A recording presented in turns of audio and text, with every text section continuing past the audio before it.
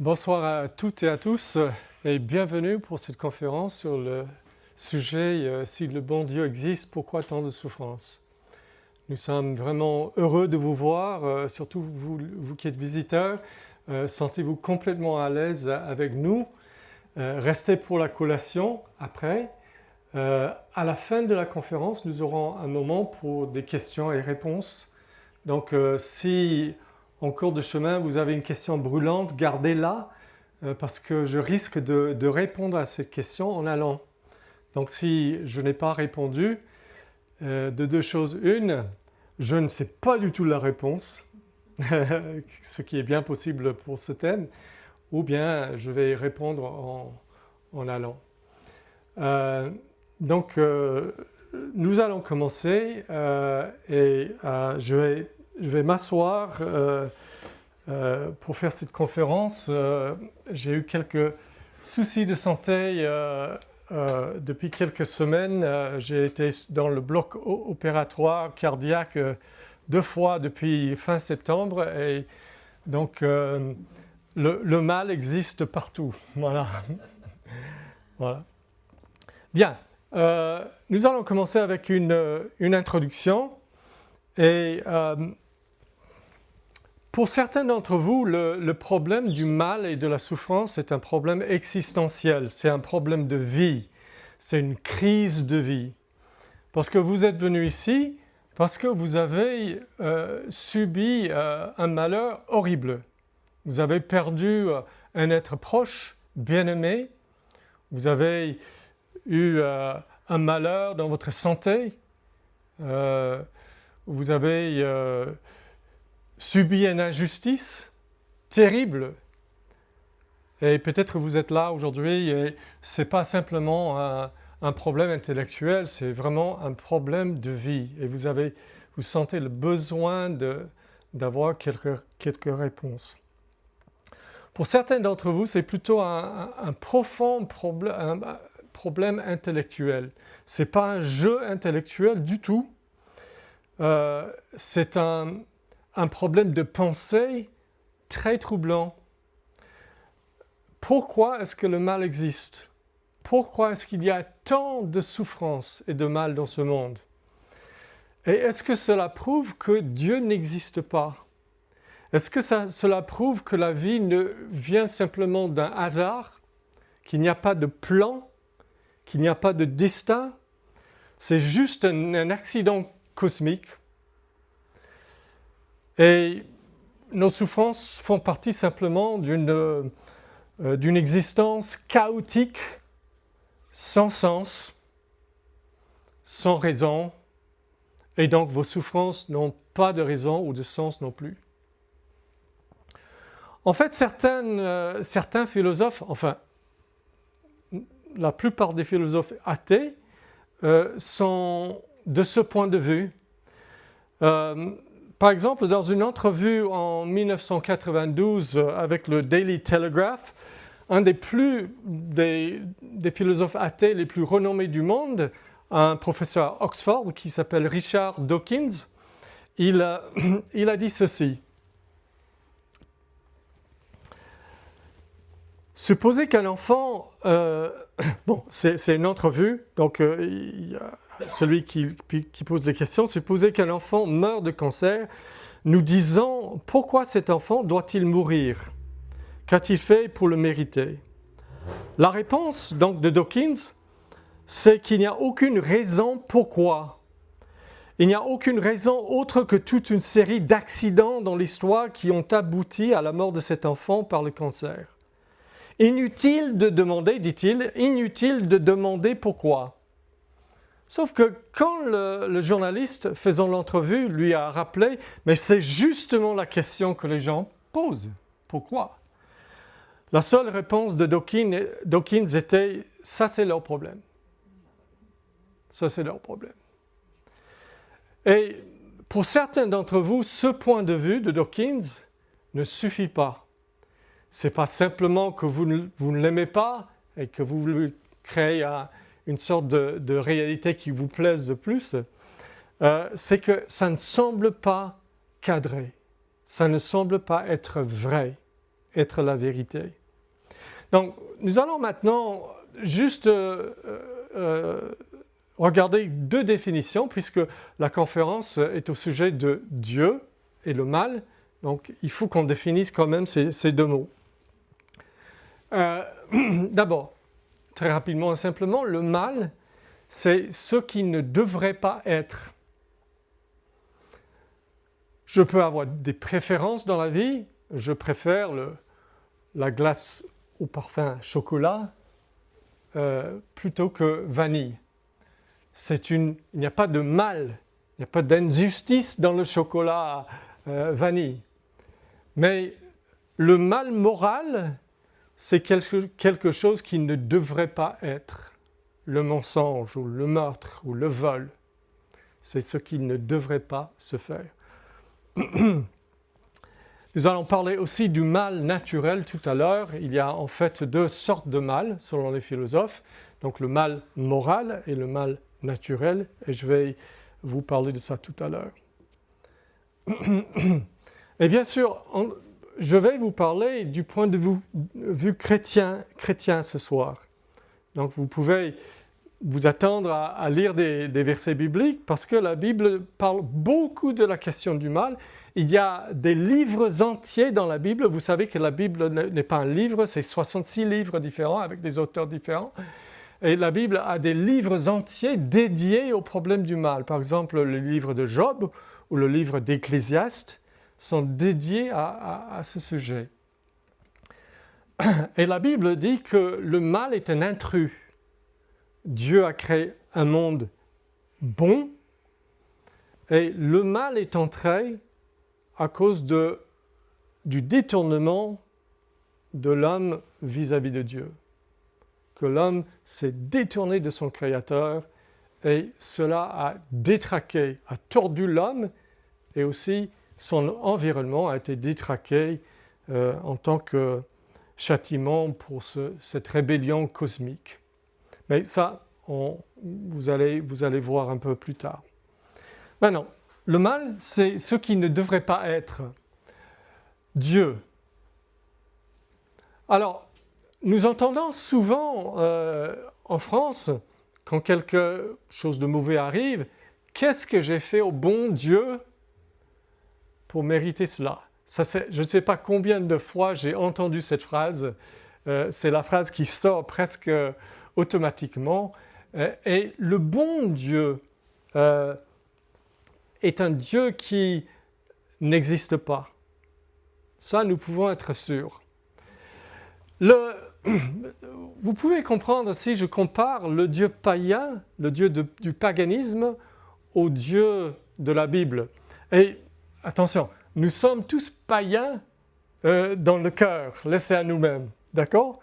Donc, le Dieu païen, c'est un Dieu que l'homme crée. On commence avec l'humanité. Et l'homme crée des dieux, crée des religions. Et ces dieux sont là pour servir ses buts, les buts humains. Quand je vivais pendant des années en Afrique, le dieu de la rivière ou le dieu de la forêt, il était là pour donner la fertilité, la richesse, donc la victoire.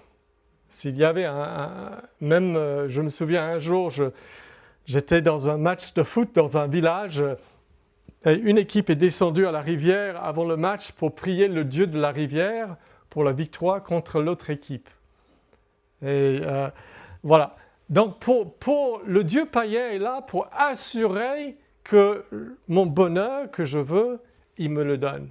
C'est une sorte de génie qui sort d'une lampe, d'accord ? Et si j'ai un malheur, il n'a pas fait son boulot.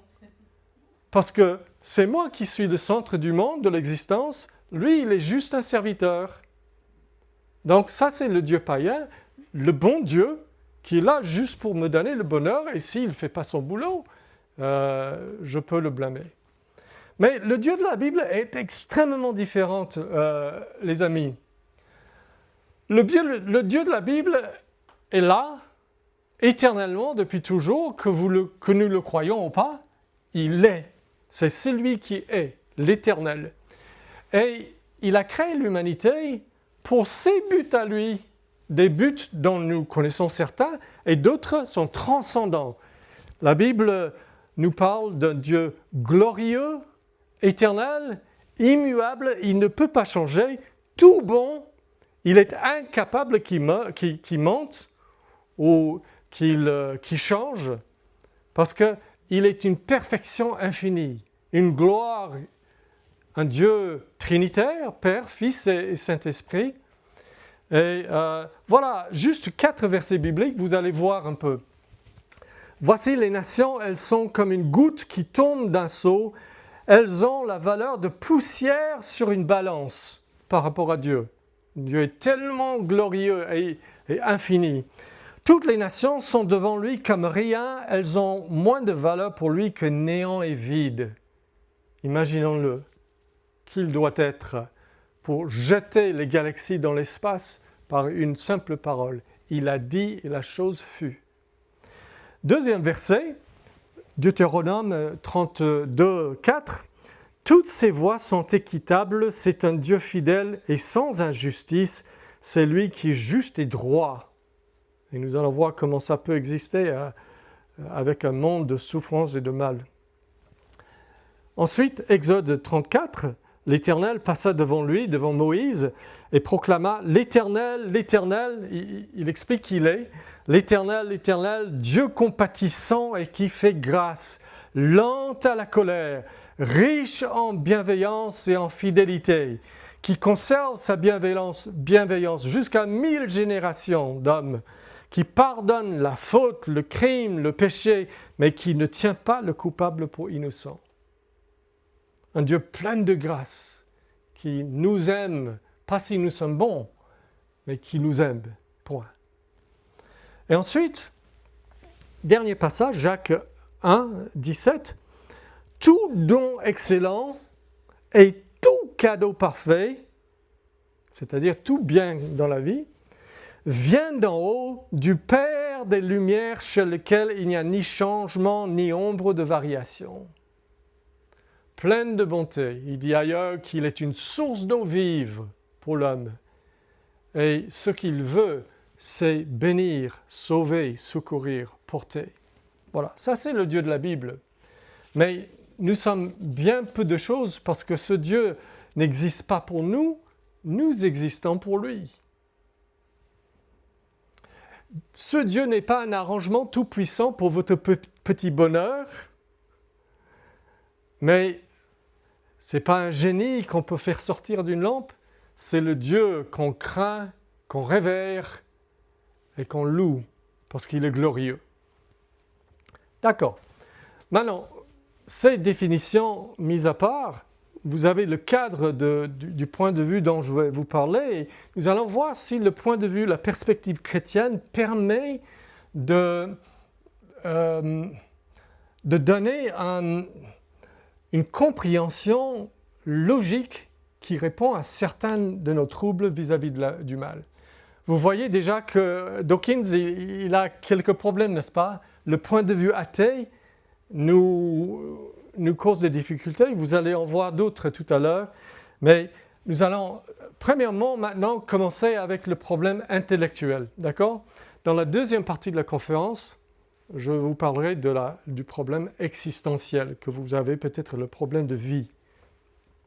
Donc, le problème intellectuel, comment un Dieu tout bon et tout puissant peut-il créer et maintenir un monde où il y a tant de mal et de souffrance? Maintenant,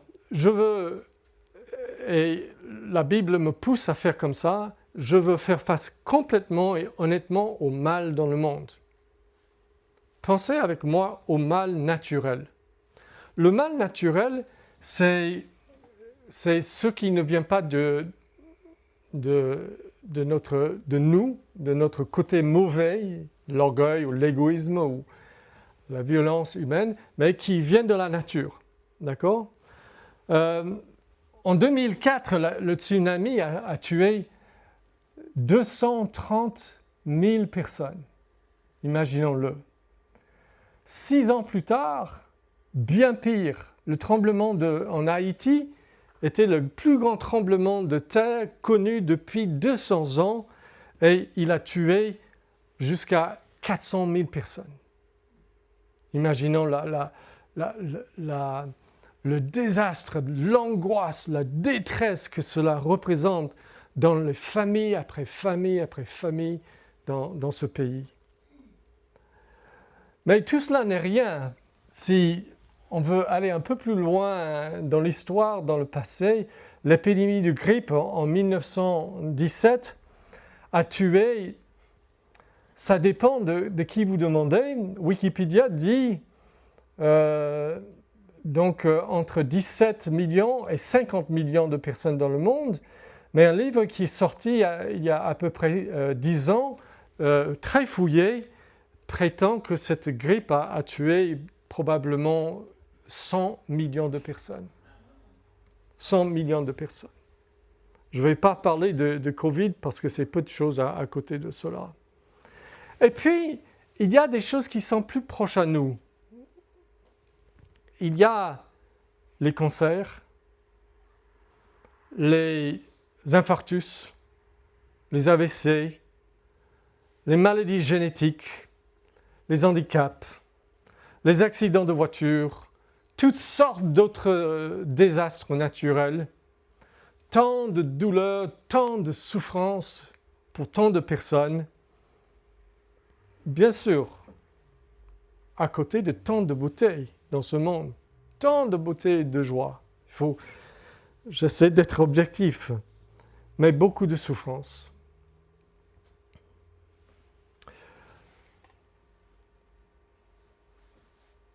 Pardon. Le mal moral est aussi un problème très massif et très grave dans notre monde. Quand je dis le mal moral, souvent on pense tout de suite à un mot, Holocauste. 6 millions de personnes tuées de la manière la plus terrible, horrible, barbare qu'on puisse imaginer. Puis il y a la famine que Staline a imposée sur les paysans ukrainiens en 1932-1934, famine qui a tué entre 7 et 10 millions de personnes. Il y a Mao Tse-tung qui a fait exécuter dans les années 50 plus de 22 000 personnes par mois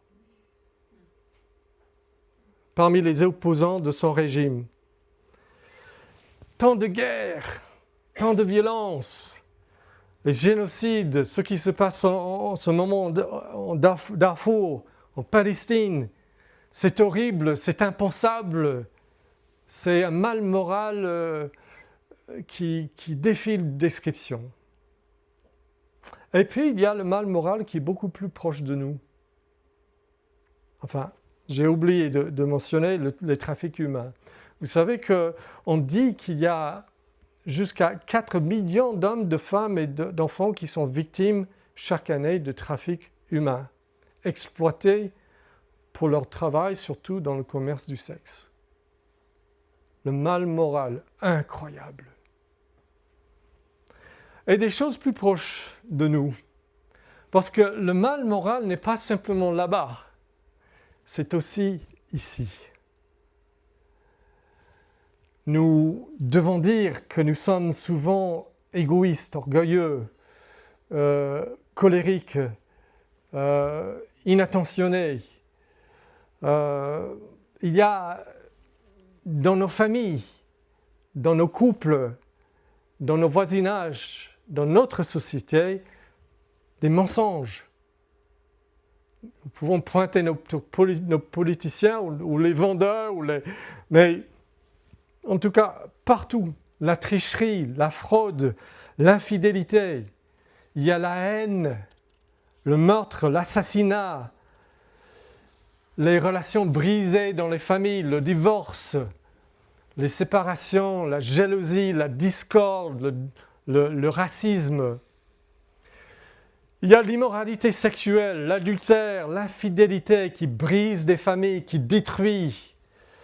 La fornication, la perversion sexuelle, la pornographie, le fléau de la pornographie aujourd'hui est terrible. La prostitution, il y a le matérialisme, la cupidité, des gens qui détruisent aussi des vies. Ils sont prêts à marcher sur les autres pour avoir des biens, n'est-ce pas? L'égoïsme. Il y a le refus de chercher Dieu, de connaître Dieu, d'obéir à Dieu, de chercher à savoir, même s'il existe Dieu. Les fausses religions, les fausses croyances, des faux dieux. Et tant de souffrances par le mal moral. Un livre biblique, l'Ecclésiaste dit ceci, c'est le roi Salomon qui a écrit ce livre, il dit ceci. J'ai considéré, parce qu'il avait fait des expériences, j'ai considéré ensuite toutes les oppressions qui se commettent sous le soleil. Et voici, les opprimés sont dans les larmes et personne qui les console. Ils sont en but à la violence de leurs oppresseurs et personne qui les console. Et j'ai trouvé les morts qui sont déjà morts plus heureux que les vivants qui sont encore vivants. Et plus heureux que les uns et les autres, celui qui n'a point encore existé et qui n'a point vu les mauvaises actions qui se commettent sous le soleil. Oui, la Bible regarde ces choses véritablement en face et avoue que le mal est partout. Et le mal est aussi en nous. Jésus dit que c'est du cœur que viennent les mauvaises pensées.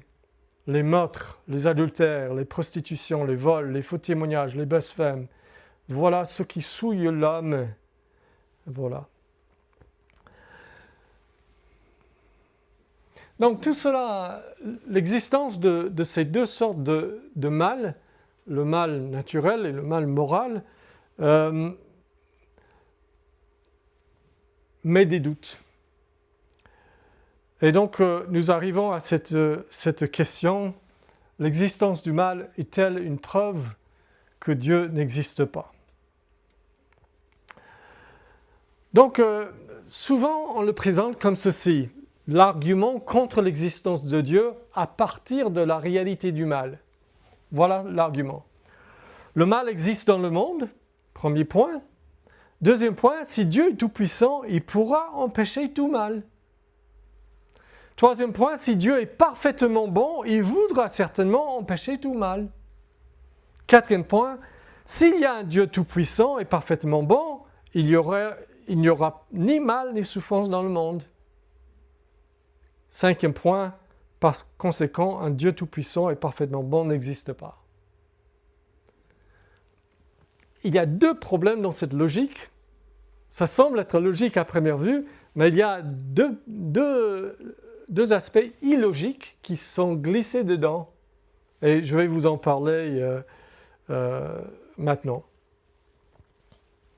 En réalité, chers amis, l'existence du mal est une preuve certaine de l'existence de Dieu. Si Dieu n'existe pas, le mal ne peut pas exister parce que le mal est ce qu'il ne devrait pas être. Et si Dieu n'existe pas, on ne peut pas dire que quelque chose ne devrait pas être parce qu'il n'y a aucun plan. Tout est un accident, les choses sont juste comme elles sont. Je vais vous donner une illustration pour vous montrer cela, mais d'abord une citation du professeur C.S. Lewis, professeur athée à Oxford, qui est devenu chrétien après et qui a écrit plusieurs livres pour argumenter en faveur de la foi chrétienne. Il dit ceci, « Mon argument contre Dieu était, quand il était athée, était que l'univers semblait si cruel et injuste. » Ah voilà, c'est notre sujet. Mais d'où est-ce que j'ai eu cette idée de juste ou d'injuste? Un homme n'appelle pas une ligne tordue à moins qu'il possède dans sa tête l'idée d'une ligne droite. À quoi étais-je en train de comparer l'univers quand je l'appelais l'injuste?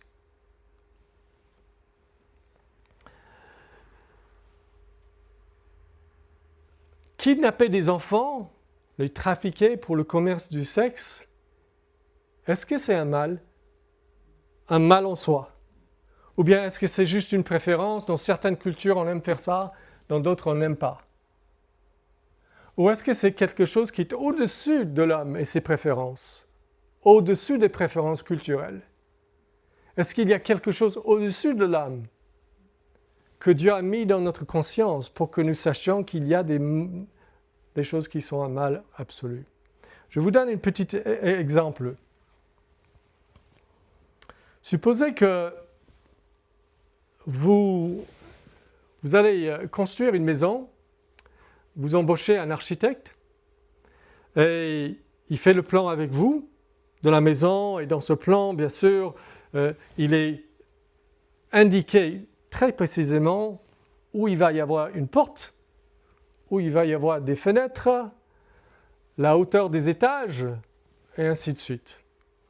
Un jour, vous arrivez au chantier et vous regardez et vous dites aux ouvriers, mais c'est pas juste ça, cette fenêtre-là, c'est mal, c'est mal fait, c'est mal placé. Comment est-ce que vous pouvez dire ça? Parce qu'il y a un plan qui existait avant la maison et qui disait que cette fenêtre devait être 2 mètres plus à gauche. D'accord? Vous pouvez dire qu'il y a un mal parce qu'il y a une norme qui existait avant la construction de la maison. Une norme.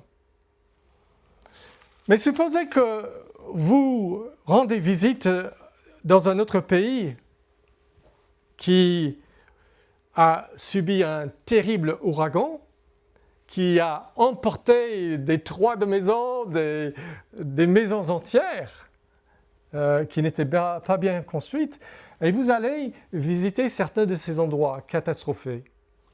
Vous arrivez en haut d'une colline où le vent a emporté beaucoup de parties des maisons qui sont juste là, des fenêtres, des portes, des machins à tous azimuts. Est-ce que vous arrivez là et vous voyez une fenêtre et vous dites « Ah, mais c'est mal placé. C'est pas juste ça. Cette fenêtre devait être 2 mètres à gauche. » Vous ne pouvez pas faire ça parce que là, vous avez une situation qui n'est pas le résultat d'un plan qui était déjà là, mais le résultat d'un hasard. Dans le cas d'un hasard, on ne peut pas parler d'un mal, de quelque chose qui aurait dû être comme ça et pas comme ceci. Vous voyez? Le mal présuppose l'architecte divin. Quand nous disons que le mensonge est un mal, c'est que Dieu nous a fait avec une conscience morale et nous savons qu'il y a une manière dont les choses devraient être parce qu'il y avait un plan avant que l'homme ne soit. Ce problème est un problème tellement grand pour les athées que les athées avouent que devant le problème du mal, ils ne peuvent pas tenir une perspective cohérente. Je vais vous donner juste un exemple. Jean-Paul Sartre a écrit le suivant, et là j'ai pris quelques citations de l'existentialisme et un humanisme, un de ses livres, et un autre livre qui s'appelle Saint-Genet, comédien et martyr. Donc deux ouvrages de Sartre.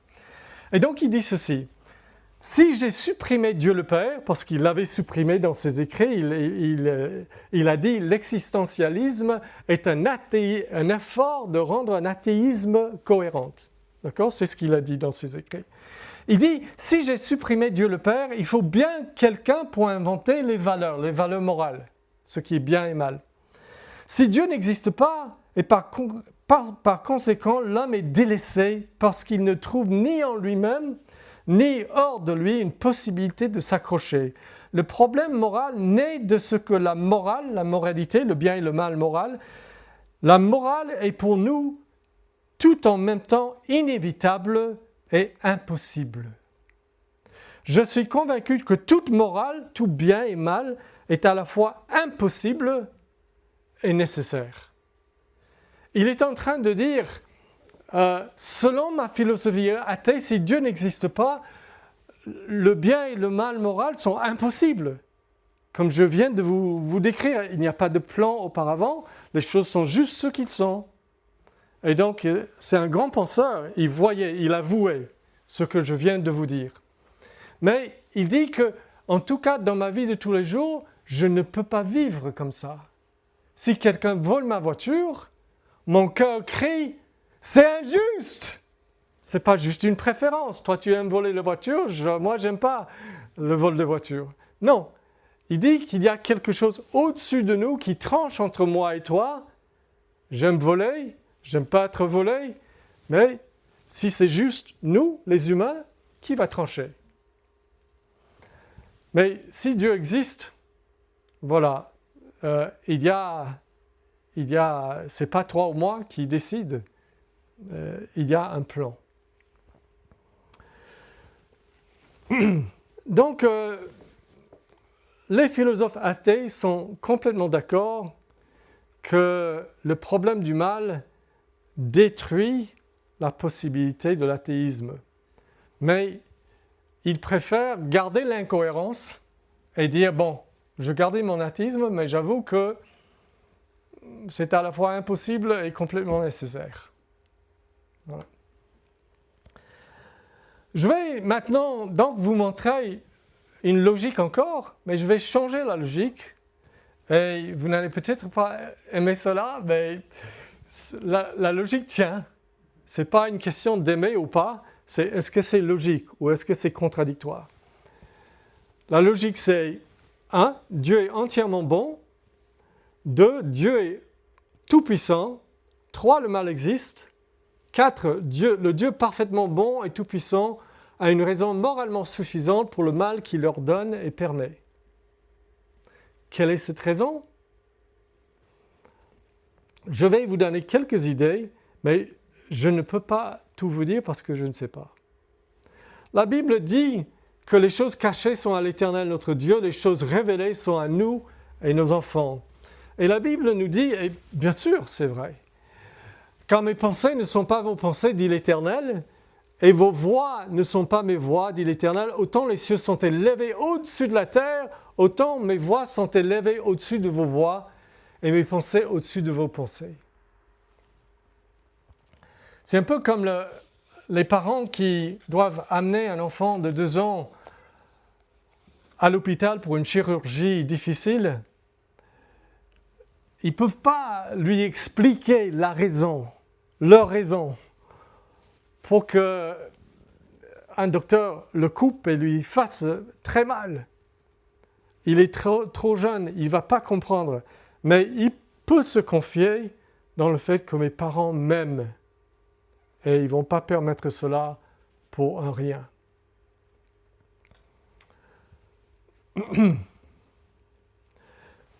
Donc, je vais aller un peu plus loin dans le problème intellectuel en abordant le problème existentiel parce que les deux se chevauchent. Mais on va maintenant aller vers le problème existentiel. Et ce que je vous ai dit jusqu'ici, c'est qu'il est impossible que le mal existe sans que Dieu existe. Et donc, notre problème, c'est de comprendre autant que possible comment un Dieu bon et puissant puisse permettre le mal. Donc, nous voulons parler de ce problème existentiel. Il y a certaines choses que nous devons comprendre si nous allons pouvoir répondre au mal qui nous arrive. La perte d'un être cher, une maladie grave, un revers financier terrible, ces choses-là. La première chose, je vais vous parler de 7 choses et ça va être la fin de la conférence. Donc, et puis vous pouvez poser vos questions et je serai dans l'embarras, probablement parfois. Bon, allez. La première chose, c'est que la Bible enseigne que le Dieu qui est là, qui nous voit ce soir, qui nous donne la vie, qui nous tient en vie chaque seconde, qui vous a donné tout le bien que vous avez, qui vous donne la respiration, le mouvement et l'être. Ce Dieu contrôle tout le mal qui se produit dans le monde mais il n'est jamais la cause directe du mal moral. Je vais m'expliquer. Dans la Bible, dans le livre d'Amos, nous lisons « c'est Dieu qui parle, sonne-t-on du corps dans une ville sans que le peuple soit en émoi? Arrive-t-il un malheur dans une ville sans que l'Éternel en soit l'auteur ?» Et la réponse dans le contexte, c'est non, s'il y a un malheur, c'est l'Éternel. Rien ne peut arriver sauf si l'Éternel l'ordonne et le permet. Même s'il ne prend pas plaisir à ce malheur, ça doit passer par lui pour que ça arrive, parce qu'il est Dieu. Il est Dieu et il gouverne tout. Deuxième passage. Regarde l'œuvre de Dieu, qui pourra redresser ce qu'il a courbé? Au jour du malheur, jouis du bonheur. Au jour du bonheur, jouis du bonheur, et au jour du malheur, réfléchis. C'est intéressant. Réfléchis, ce que les gens ne font pas souvent au jour du malheur. Dieu a fait l'un exactement comme l'autre, de telle sorte que l'homme ne découvre rien de son avenir. Et puis Job, après avoir reçu la nouvelle que ses enfants qui fêtaient ensemble ont été tués, tous, parce que le toit de leur maison est tombé sur eux, la Bible dit « Alors Job se leva, déchira son manteau et se rasa la tête, puis se jetant par terre, il se prosterna et dit « Nu, je suis sorti du sein de ma mère. » C'est intéressant ça, nu. « Et nu, j'y retournerai. L'Éternel a donné tout le bien que j'ai, mes enfants, ça vient d'où? C'est moi. L'Éternel a donné, l'Éternel a ôté, que le nom de l'Éternel soit béni. » En tout cela, Job ne pécha pas et n'attribua rien de scandaleux à Dieu. Dieu ordonne et permet certains malheurs dans la vie, mais il le fait toujours pour un plus grand bien. C'est mon propos. Et il faut que vous sachiez que quand on mal moral, la Bible dit que personne, lorsqu'il est tenté, donc de mentir, de voler, de faire un mal moral, que personne, lorsqu'il est tenté, ne dise « c'est Dieu qui me tente ». Car Dieu ne peut être tenté par le mal et ne tente lui-même personne. Dieu ne pousse jamais personne au mal. Dieu n'attire jamais quelqu'un à mentir, à tuer, à être violent, à haïr. Jamais. D'accord? Ça, il faut comprendre. Si je dis que Dieu est derrière tout mal, ce n'est pas qu'il pousse une personne à faire le mal, c'est qu'il permet l'homme d'agir, pas comme un robot, mais comme une personne qui a des vrais choix, des vraies responsabilités, et qui, comme vous voulez être libre, n'est-ce pas? Vous tenez à votre liberté, au fait que vous pouvez agir comme un vrai être humain. Eh bien, voilà, Dieu permet, même si cela veut dire que nous faisons des choses qui ne sont pas toujours bonnes. Alors, maintenant, je veux vous donner une illustration pour essayer de vous aider à juste commencer à voir qu'il est possible que Dieu soit complètement bon et qu'il permette le mal, parce que vous le faites aussi. Un père et une mère décident de faire mal à leur enfant. En fait, ils amènent l'enfant à quelqu'un pour que cette personne lui fasse mal. Et ils paient cette personne pour lui faire du mal. Et quand l'enfant commence à pleurer, ils ne le délivrent pas. Ils sont dans la salle à côté, ils entendent, mais ils ne font rien pour le délivrer. Et ils le font par bonté. Et ils ne sont pas du tout blâmables. La personne chez laquelle ils l'ont amené s'appelle le dentiste.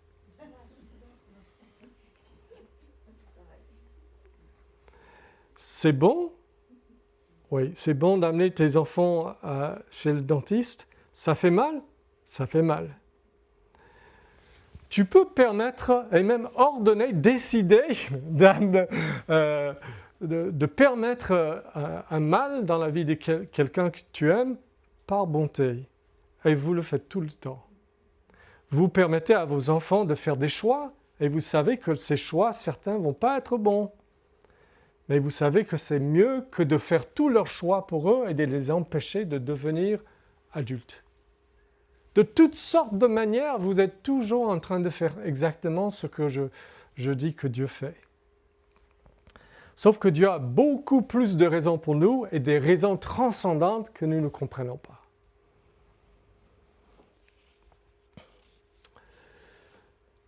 Quand l'enfant pleure chez le dentiste, comment est-ce que les parents se sentent?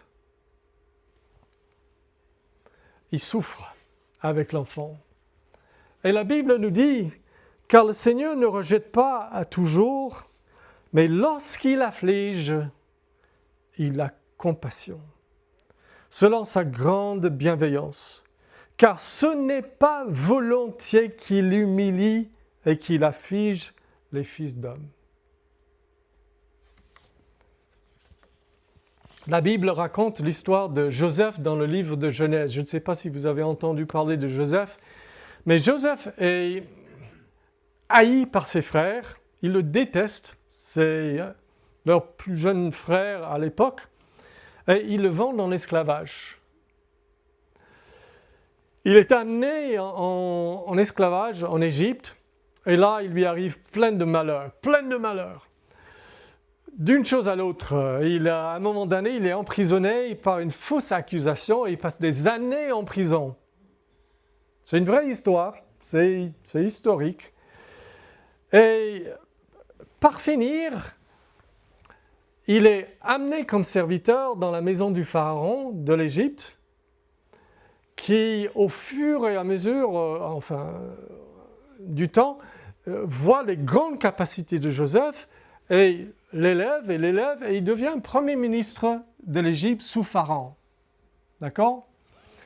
Et une famine frappe le pays de ses frères, la Palestine. Puisqu'il est Premier ministre, il a le pouvoir de faire venir toutes les familles de ses frères, leurs conjoints, leurs enfants, tout ce monde en Égypte et leur donner une grande parcelle de terrain, carrément une région d'Égypte. Il les sauve la vie, car cette famine a duré quelques années.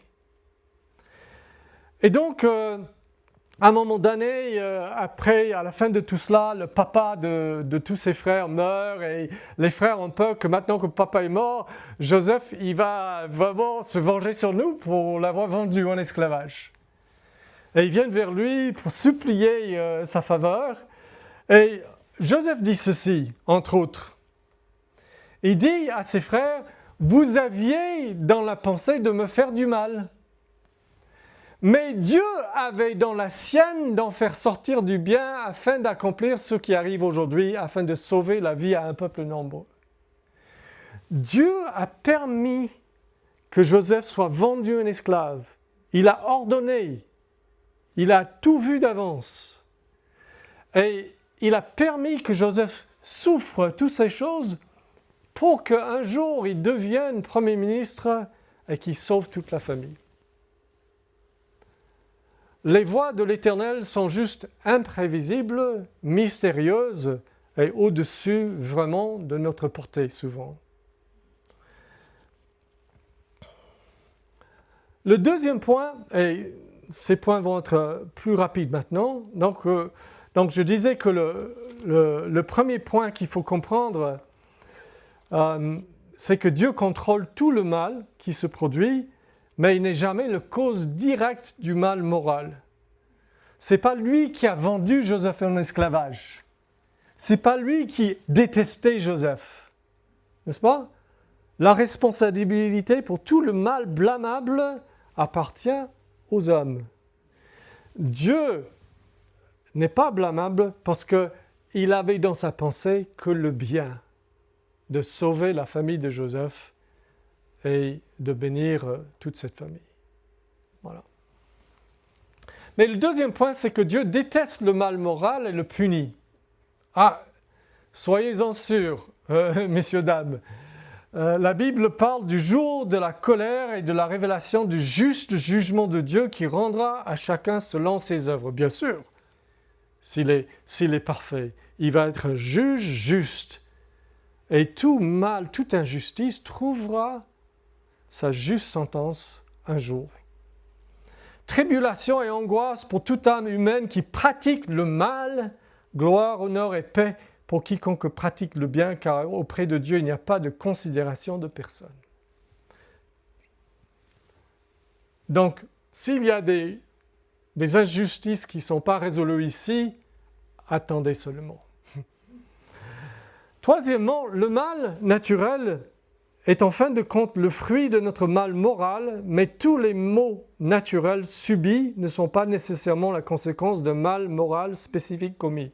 Ça, c'est très compliqué comme phrase, mais ce que je suis en train de vous dire, que le point de vue biblique, c'est que pourquoi est-ce qu'il y a des maladies, des handicaps, des tremblements de terre, des typhons?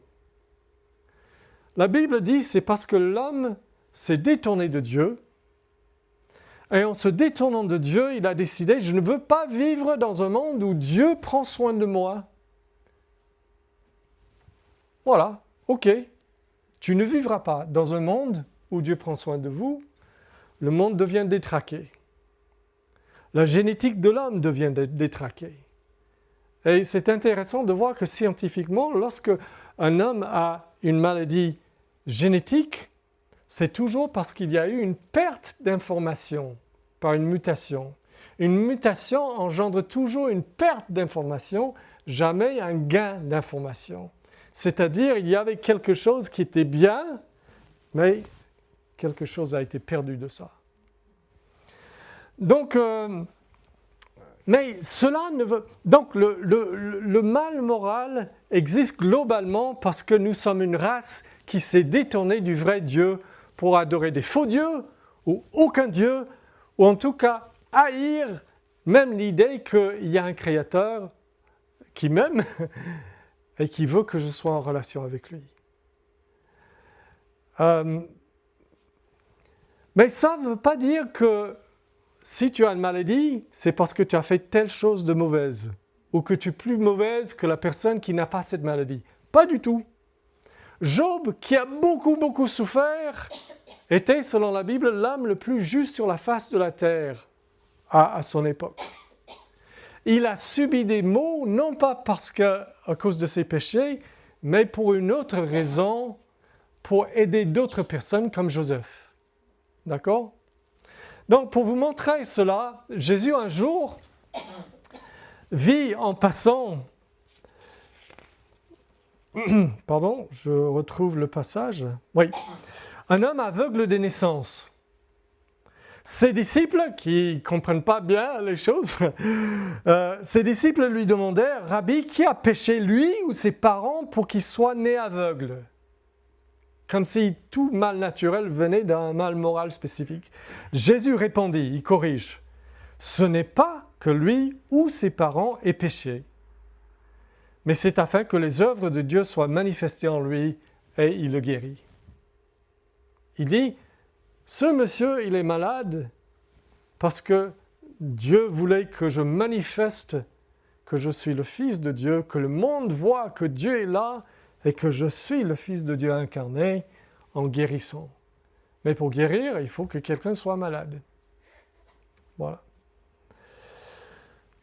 Quatrièmement, lorsque nous vivons une profonde souffrance due à la perte de quelque chose, un être cher, la santé, des finances, l'emploi, nous devons nous poser certaines questions. Oui, une fois que le temps des larmes et du deuil est passé, quand même. Au début, on est juste déchiré. C'est vraiment un tremblement de terre spirituel quand on perd cette personne qu'on aime. On ne peut que pleurer. Ce n'est pas le temps de réfléchir. C'est le temps d'être triste. Et Dieu veut que nous soyons tristes. C'est normal. Mais à un moment donné, il faut se poser quelques questions. Dans mon travail de pasteur, j'ai affaire souvent avec des gens qui gèrent bien leur deuil et parfois j'ai affaire avec des gens qui gèrent très mal leur deuil et qui, pendant des années après, deviennent des personnes amères, en colère, déprimées. En fait, leur vie est détruite. Et ce n'est pas l'événement de la perte de leur être cher, parce que beaucoup d'autres personnes ont perdu des êtres chers qu'ils aimaient autant et qui n'ont pas pris ce chemin qui les détruit complètement. Et parfois, c'est parce que nous ne savons pas comment réfléchir, comment regarder ce qui est arrivé. Et donc, juste quelques questions.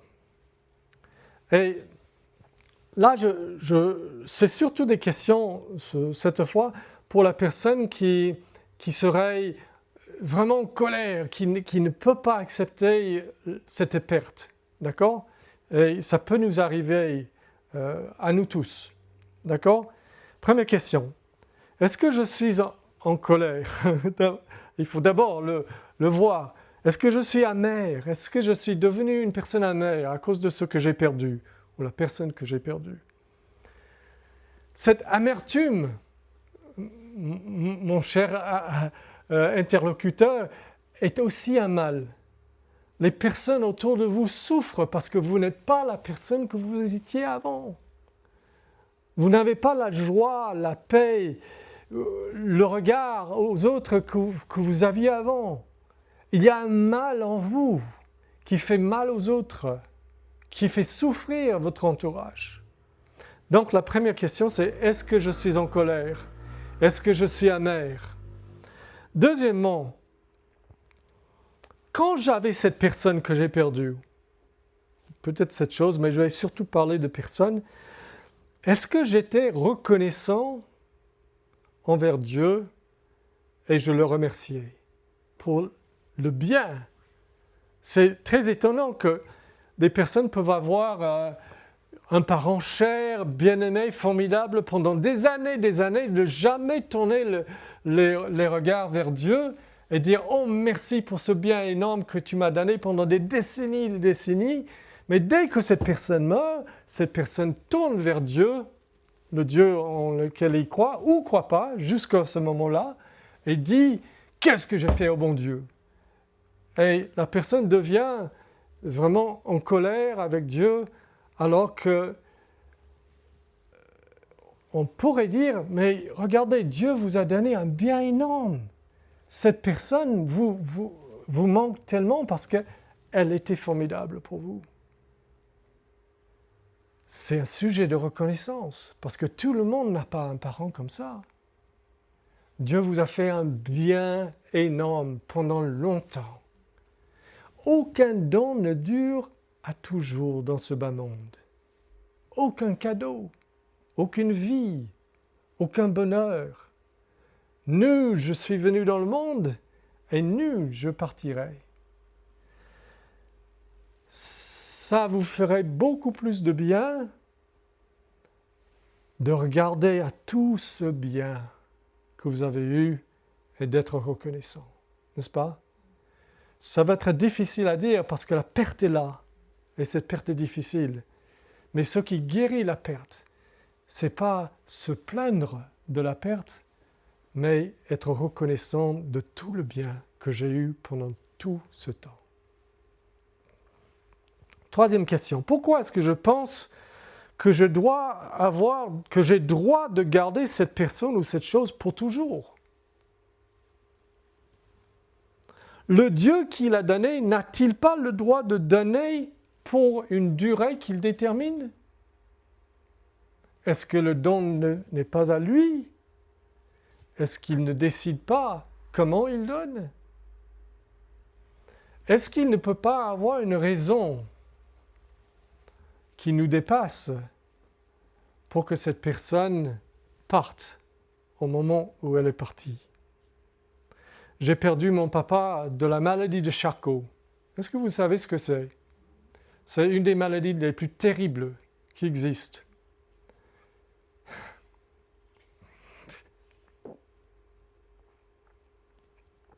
Ça fait 20 ans. Mais j'ai vu mon père qui était athlète, qui était coach, c'était son métier. Et je l'ai vu dépérir complètement, perdre tous ses muscles, devenir un rien, jeune homme. Et donc il nous a quittés, je n'ai pas loin de son âge lorsqu'il est mort maintenant. Mais le Seigneur sait ce qu'il faisait. Et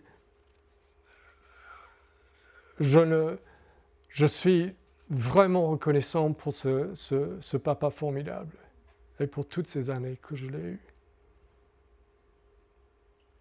Si à un moment donné, avant de perdre cette personne ou cette chose, vous priez de ne pas la perdre ou le perdre, dans quel but est-ce que vous priez ça? Est-ce que vous priez cela pour pouvoir garder cette personne, continuer à jouir de sa compagnie dans une vie sans Dieu? Je n'ai pas besoin de Dieu, j'ai mon bonheur dans cette personne, dans ceci, dans cela, dans beaucoup de choses dans ce monde. Donc, ou bien, est-ce que vous avez prié ça en réalisant que non, si le Seigneur me garde cette personne, c'est pour que je vive la vie pour laquelle Dieu m'a fait et lui a fait.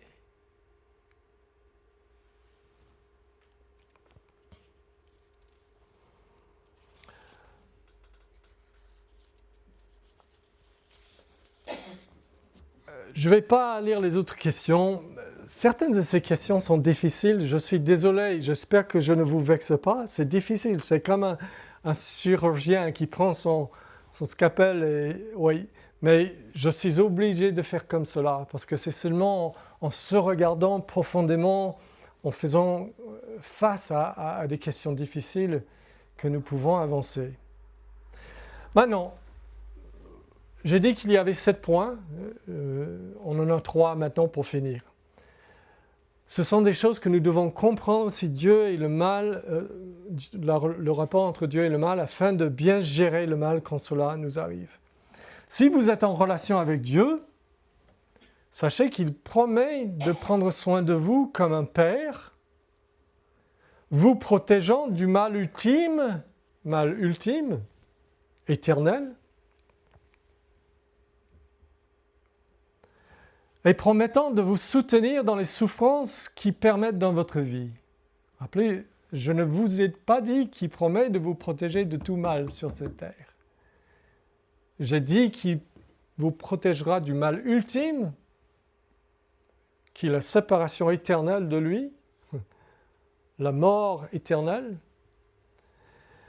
Mais dans les malheurs qui vous arrivent, si vous êtes à lui, si vous êtes revenu à Dieu par Christ, et si vous le connaissez, ce qu'il vous invite à faire, il va vous accompagner dans vos malheurs. Il va vous accompagner. Vous ne serez pas laissé seul. Ça, je le sais par l'expérience et je le sais par la Bible et je le sais en regardant beaucoup de chrétiens qui sont des vrais chrétiens, qui, avec toutes leurs imperfections, et la mienne, ont vécu cette chose. Le psaume le plus connu dans la Bible, c'est le psaume 23. « L'Éternel est mon berger, je ne manquerai de rien. » David, qui a écrit le psaume, est en relation véritable avec Dieu. Il le connaît. L'Éternel est mon berger, je ne manquerai de rien. Et puis il dit « Quand je marche dans la vallée de l'ombre de la mort, je ne crains aucun mal, car tu es avec moi, ta houlette et ton bâton, voilà mon réconfort. » Tout cela est très imagé, c'est comme un berger. Mais David veut nous dire que si Dieu est notre berger, on est accompagné dans les malheurs de la vie. Ça ne rend pas les larmes impossibles. On pleure, on souffre, mais on pleure et on souffre différemment. très différemment.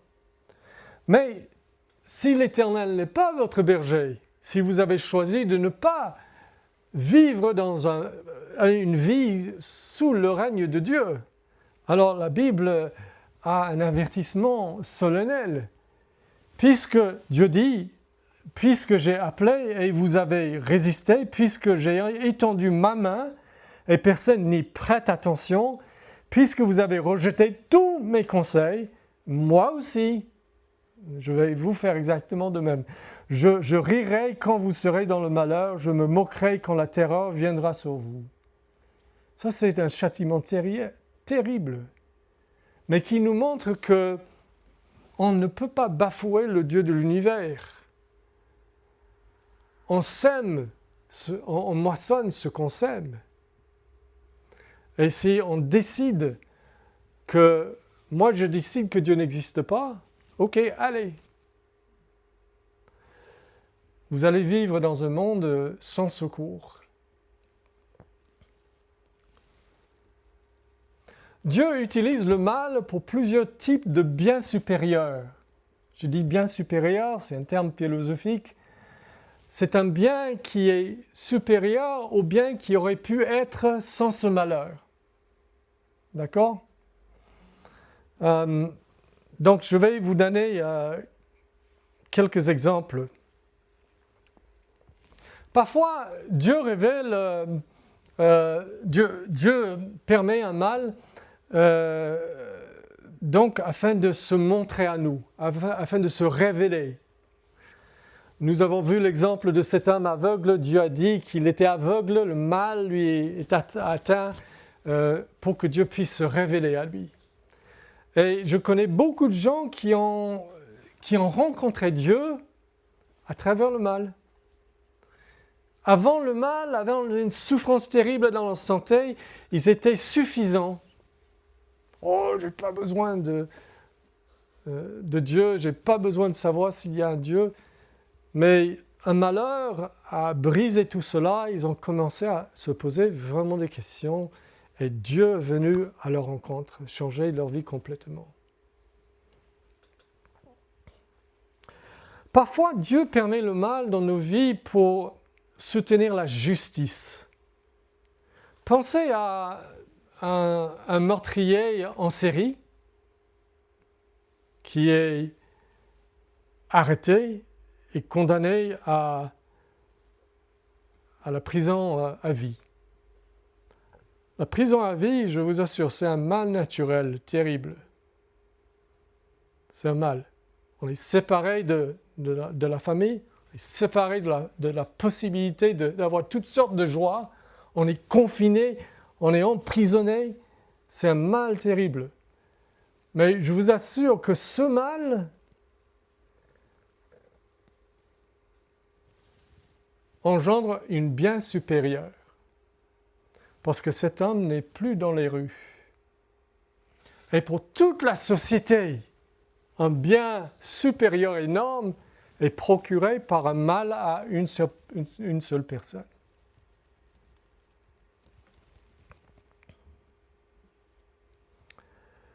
Ce n'est pas pour cette raison que tout mal existe, bien sûr, mais j'essaie de vous donner quelques exemples très différents. Parfois, Dieu permet le mal pour rendre ses enfants meilleurs. La Bible dit, nous savons du reste, que toute chose coopère au bien de ceux qui aiment Dieu. Tout, même les souffrances, même les injustices, oui, tout concourt au bien de ceux qui aiment Dieu, qui sont appelés selon son dessein, car ceux qu'il a connus d'avance, il les a aussi prédestinés à être semblables à l'image de son Fils. De conformer des gens comme moi et vous à l'image de Jésus-Christ, dans toute sa bonté, sa sagesse, mais il nous faut parfois des souffrances pour être moins égoïste, plus sage, plus bienveillant, ainsi de suite, moins orgueilleux. Parfois, quand un être proche meurt, nous réalisons que cette vie ici est très éphémère et fragile. Je me souviens combien ça m'a frappé quand mon papa est parti, avant son temps. Et ça change notre manière de regarder chaque jour, de valoriser chaque moment, de valoriser les gens avec qui nous sommes. Parfois, Dieu permet des échecs cuisants dans nos vies. Et un échec cuisant, c'est parfois la meilleure chose qui puisse arriver à quelqu'un, d'orgueilleux surtout. N'est-ce pas? Voilà un homme qui voit sa femme partir, le divorcer. Et je suis en train d'aider des hommes comme ça en ce moment. Et j'en vois un qui, enfin, c'est en train de pénétrer dans sa vie. Et je crois qu'il réalise de plus en plus à quel point il a été très, très égoïste. Mais il a fallu ça, le bien supérieur par un mal. Voilà une personne qui a un enfant handicapé. Je pense à une famille que je connais avec une fille handicapée, marrante. Elle est dans une chaise roulante. Elle ne peut pas dire grand-chose, mais elle a un sens d'humour. Mais cette famille, ses parents ont pris cet enfant comme un cadeau, comme presque un honneur que tu nous donnes, que tu as la confiance en nous pour prendre soin d'un enfant comme ça, tellement fragile, tellement nécessiteux. Et ça n'a été pas facile, mais je vous assure que ce monsieur et cette dame ont une profondeur, une confiance en Dieu, une compassion pour des gens qui ont des malheurs que beaucoup d'autres personnes n'ont pas. Même pas proches. Mais c'est venu à travers un malheur dans leur vie. Parfois, Dieu utilise le mal comme un mégaphone pour crier vers nous, pour dire « Repentez-vous, repentez-vous de vos péchés, vous savez que j'existe. » Je ne crois pas dans les athées. Je pense que tout le monde sait au fond d'eux que Dieu existe. Mais un mégaphone. Je ne pense pas que quelqu'un puisse être aussi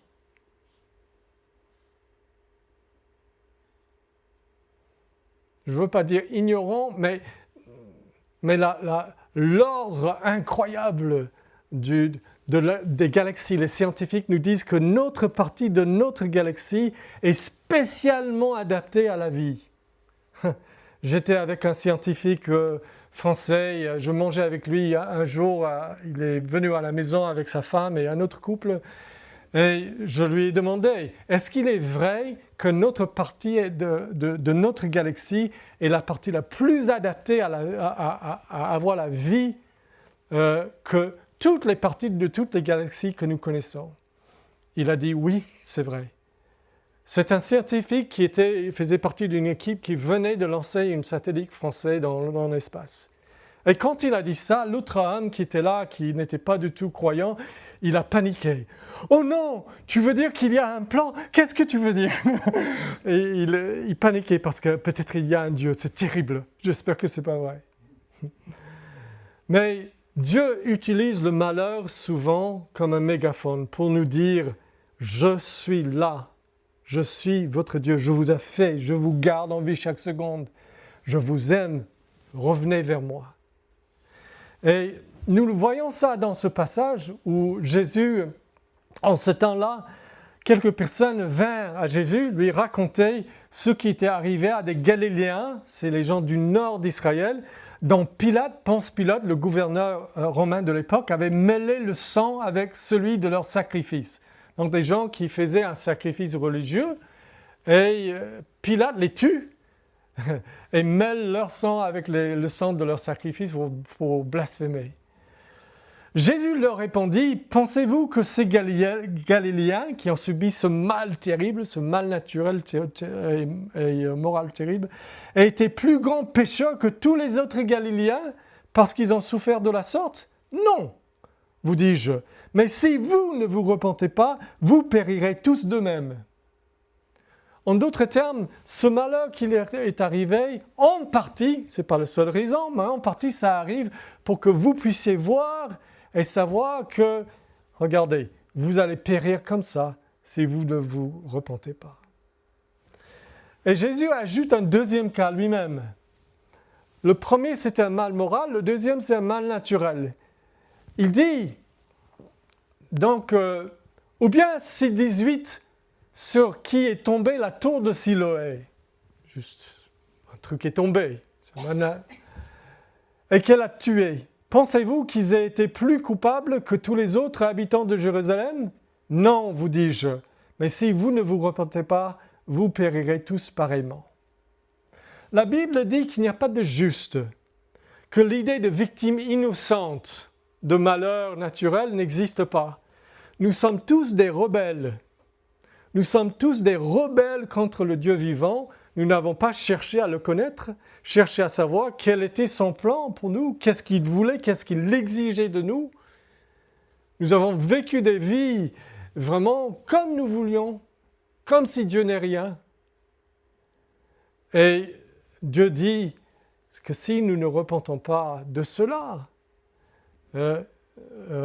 nous avons en tout cas besoin de ce mégaphone. Les malheurs nous rappellent à l'ordre. Le dernier point de la conférence, c'est que les vérités les plus importantes que vous devez comprendre sur Dieu et le mal ont été révélées à la croix de Christ lors de sa crucifixion. La Bible dit que quand Jésus meurt pour nos péchés, donc c'est là où tout le plan de Dieu de l'histoire s'accomplit. Il est le Sauveur qui ôte le péché du monde et qui, par sa mort et sa résurrection, rend possible qu'un jour nous ressuscitons à une vie sans mort, sans douleur et sans souffrance, dans un monde nouveau. C'est ça que la Bible dit. Donc, comment est-ce que la croix nous montre les vérités les plus importantes sur Dieu et le mal? J'ai mal, c'est pour ça que je me mets debout pour finir. D'abord, à la croix, Dieu démasque le mal moral des hommes. Crucifiez-le! Dieu se fait homme, il voile sa gloire pour vivre comme un homme, mais il vit, il manifeste, il révèle comment Dieu est.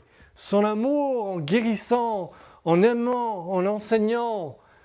Il montre qui est Dieu, là, de manière à ce que nous puissions le voir, historiquement. Allez lire vous-même, nous avons des témoignages oculaires.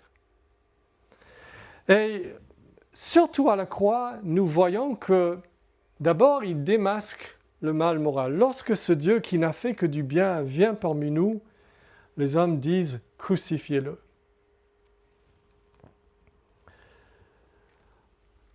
Mais à la croix, Dieu montre aussi qu'il est souverain sur le mal. C'est lui qui gère. Regardez ceci. L'apôtre Pierre prêche un sermon après la mort et la résurrection de Jésus. Les gens l'écoutent, les Israélites. Israélites, écoutez ces paroles. Jésus de Nazareth, cet homme approuvé de Dieu devant vous par les miracles, les prodiges et les signes que Dieu a fait par lui au milieu de vous, comme vous le savez vous-même. Vous voyez ? C'est historique, vous le savez vous-même, vous l'avez vu. Cet homme livré selon le dessein arrêté et selon la prescience de Dieu. Dieu est souverain. C'est lui qui avait planifié la crucifixion de Christ depuis avant le monde. Nous avons des prophéties jusqu'à 700 ans avant Jésus-Christ qui racontent exactement comment il va être crucifié. Lisez Isaïe 53. livré selon le dessein, arrêté selon la préscience de Dieu, vous l'avez fait mourir en le clouant à la croix par la main des impies, des injustes. Donc nous voyons les deux choses. Dieu est derrière tout ce qui arrive, mais pas l'auteur du mal de ce qui arrive. Dieu n'est pas injuste, il n'est pas impie, il n'a pas détesté son fils. C'est les hommes qui ont fait ça, mais Dieu l'a permis afin que son fils puisse se mettre sur une croix comme notre substitut, pour prendre la peine de nos péchés sur lui, pour que nous n'ayons pas à prendre cette peine nous-mêmes.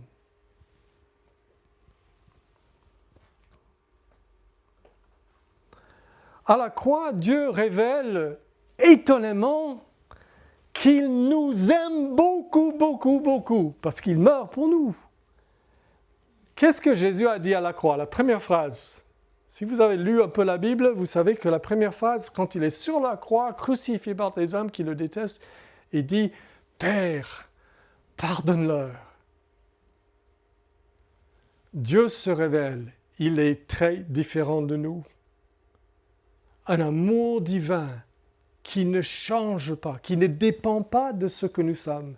Dieu nous aime parce qu'il est Dieu, il est amour. Et la Bible dit, mais en ceci, Dieu prouve son amour envers nous. Lorsque nous étions encore pécheurs, nous ne voulions pas de Dieu, Christ est mort pour nous. Quelle révélation au sujet de Dieu et de son positionnement par rapport au mal. Il aurait pu nous éradiquer tout simplement, mais ce n'est pas ça. C'est juste le contraire. Il vient nous chercher pour nous attirer vers lui. Et j'ai juste 3 versets et je conclus. Et je vous assure que je sais que ça a été long, mais le sujet, il y a des livres entiers très compliqués là-dessus, et pour essayer de mettre ça dans une conférence comme ci, c'est pas évident. Je souffle, je vous laisse souffler, respirer, et donc voilà un passage au sujet de Dieu et le mal. Écrit 700 ans avant Jésus-Christ, les Juifs lisaient ce passage des siècles avant le christianisme, avant Christ. Mais en lisant, vous allez voir, c'est décrit. Ce sont nos souffrances qu'il a portées. C'est de nos douleurs qu'il s'est chargé. Il était transpercé à cause de nos crimes. Nos crimes. Dieu est entré dans notre mal, même dans mon mal moral. Il est entré là-dedans. Il a pris ça, tout mon mal, qui mérite une sentence, qui mérite une réponse dans la justice.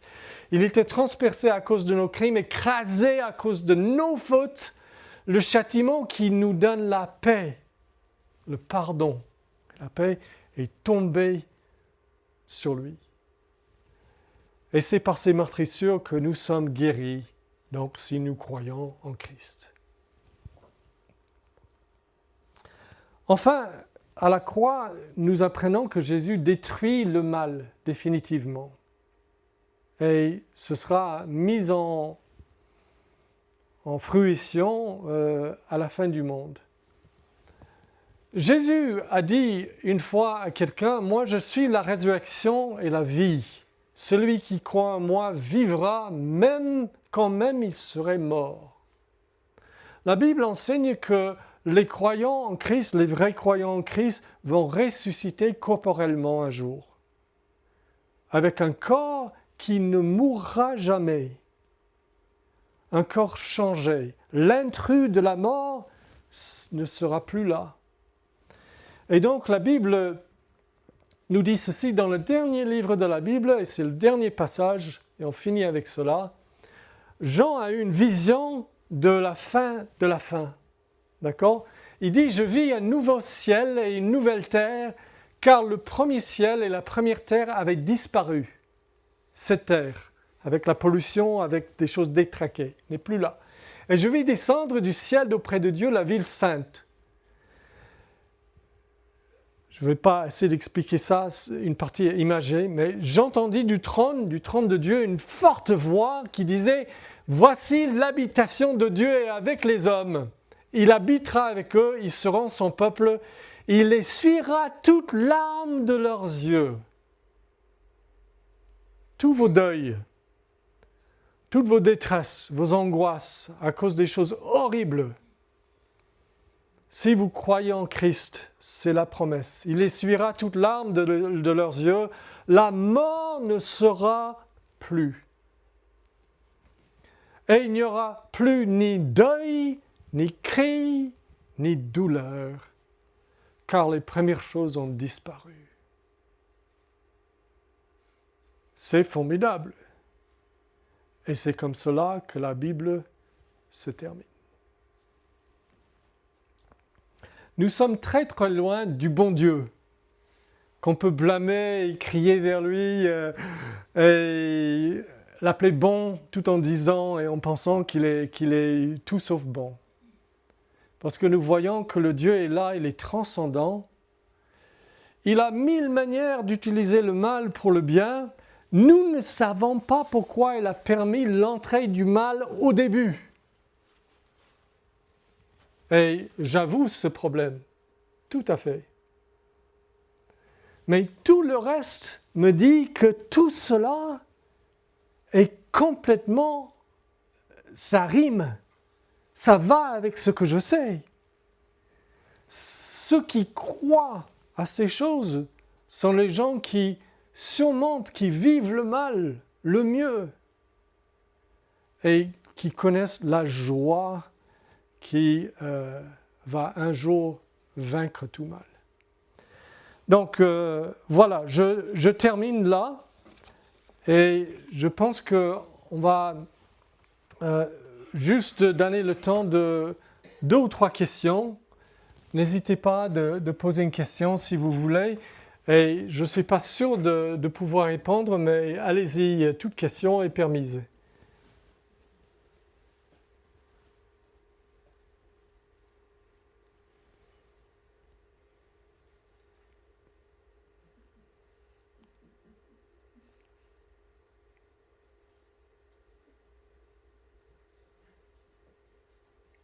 Prenez votre temps pour réfléchir.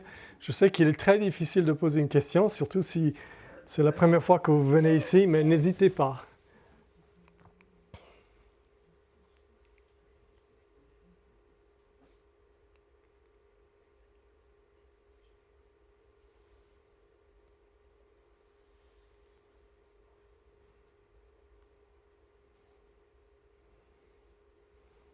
Oui, Yves.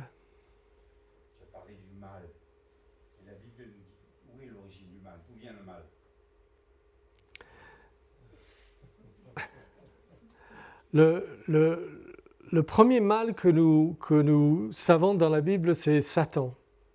La Bible dit qu'il y a des êtres, nous ne sommes pas les seuls êtres intelligents dans cet univers, il y a des êtres angéliques. Et un de ces êtres s'est détourné de Dieu, il était parfait, il s'est détourné de Dieu en voulant rivaliser avec Dieu et on l'appelle maintenant le diable ou Satan. Il n'est pas quelqu'un avec une queue et une langue fourchue. Il est un être extrêmement intelligent et puissant et rempli de haine pour l'humanité parce que l'humanité est faite à l'image de Dieu. Et rempli de haine pour Dieu et pour Jésus-Christ, le Fils de Dieu. C'est lui qui a tenté les premiers hommes à se détourner de Dieu aussi. Mais nous ne savons pas pourquoi Dieu a créé un être capable de se détourner de lui. C'est là où je m'arrête et je dis, je ne suis pas Dieu. Si je pense que tout doit rimer avec ma logique à moi, je rabaisse Dieu au niveau d'un homme. S'il n'y a pas de mystère, je ne veux pas de ce Dieu parce qu'il ne peut pas être Dieu. S'il y a des choses qui sont mystérieuses, c'est que c'est trop grand pour moi.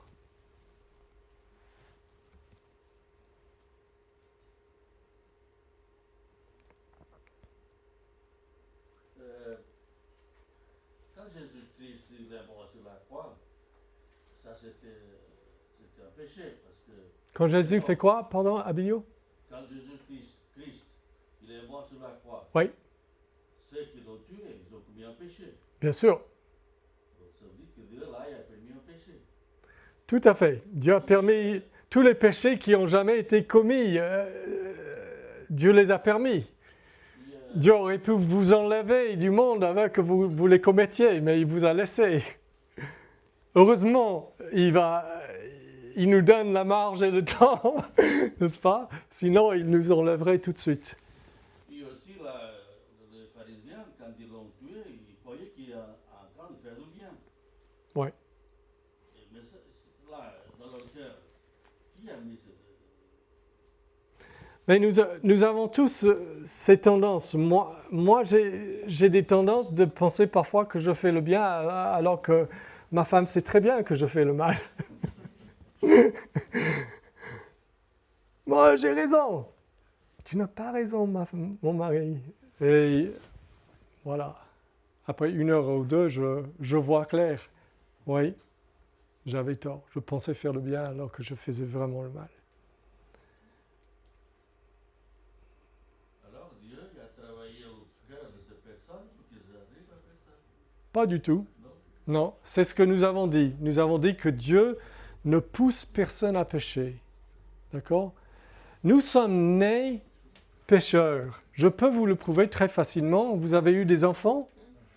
Quand ces enfants avaient 1 an et demi, ils arrachaient le jouet du frère ou de la sœur. Qui les a montré comment faire ça?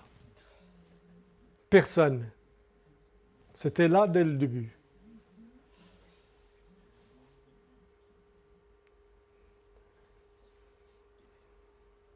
La race est détraquée par le péché du début. Comment est-ce que vous expliquez que tout le monde que vous connaissez a de l'orgueil, de l'égoïsme, de l'impatience, n'est-ce pas? Ou d'autres péchés? Comment est-ce que vous expliquez que tout le monde... Voilà. Il y a un problème de la race humaine.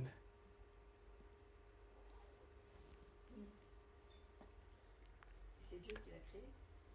Il nous a créés parfaits. Ce problème n'était pas là au début. Voilà, la Bible est très claire là-dessus. L'homme s'est détourné de Dieu. Dieu est lumière. Spirituellement, Dieu est lumière. Se détourner de la lumière, c'est se mettre dans les ténèbres. Se détourner de la vérité, c'est se mettre dans le mensonge. Et si vous voulez, chaque mal moral est le détournement d'un bien. Le péché ne peut pas exister sauf qu'il y a... Le mensonge ne peut pas exister sauf s'il y a la vérité. Le mensonge, c'est se détourner de la vérité. N'est-ce pas? À partir de quel âge on peut considérer que c'est le péché? À partir de quel âge? C'est un péché dès le début. Oui. Mais l'enfant lui-même n'arrive pas à la conscience morale jusqu'à un certain âge. Certains disent que c'est vers le rapport avec... donc, la Bible parle de personnes qui ne savent pas la main droite de la main gauche. Et à peu près au moment où un enfant sait la main droite et la main gauche, il est en train d'arriver aussi à la conscience morale. Tu peux expliquer plus précisément pour la main droite et la main gauche? Oui, c'est juste... si vous parlez à un enfant de 6 mois et vous essayez de lui apprendre sa main gauche et sa main droite, il ne va pas y arriver. D'accord? Donc, et avec chaque enfant, ça peut être un peu différent, le développement. Mais il y a un moment où la conscience morale se développe et l'enfant est conscient. Et l'enfant se cache quand il fait le mal. Quand il vole le biscuit qu'il ne devait pas manger, il le cache parce qu'il sait. Et il n'a pas 12 ans, il a beaucoup moins. Voilà. Ou quand il fait mal ou quand il dit un mensonge, il le cache. Voilà. Oui. Mais la Bible, je dirais juste ceci, que la théologie de la Bible enseigne que les enfants qui ne sont pas arrivés à la conscience morale et qui meurent dans ce bas âge, ils vont tout droit au ciel. C'est ce que je n'ai pas le temps de vous montrer des passages bibliques, mais oui, Pierre. Si Dieu est parfait et parfaitement bon, comment moi qui, au fond de mon cœur, suis pas du tout parfaitement bon, je peux m'approcher de lui? Et comment il peut m'aimer? Oui, c'est ça que j'essaie de dire à la fin, c'est que le problème de nos péchés, c'est que le mal engendre la culpabilité, n'est-ce pas? Sur le plan humain, lorsque l'homme fait un délit, il devient coupable envers la loi. Ça veut dire qu'il devient passible d'une pénalité légale, n'est-ce pas? Et donc, tant que cette pénalité n'est pas payée, il est en mauvais rapport avec l'État, n'est-ce pas? Avec la loi. C'est un condamné. C'est quelqu'un qui... Oui. Mais si la peine est payée, il est en règle maintenant. Par exemple, si c'est une amende, vous avez fait quelque chose dans la voiture, vous avez une amende, vous n'êtes pas en règle, vous n'êtes pas en bonne relation, vous n'êtes pas en bon rapport avec l'État, avec la loi. Mais quand l'amende est payée, la loi est satisfaite. Maintenant, vous et moi, nous avons péché, nous ne sommes pas en bon rapport avec Dieu, nous n'avons plus de relation avec Dieu.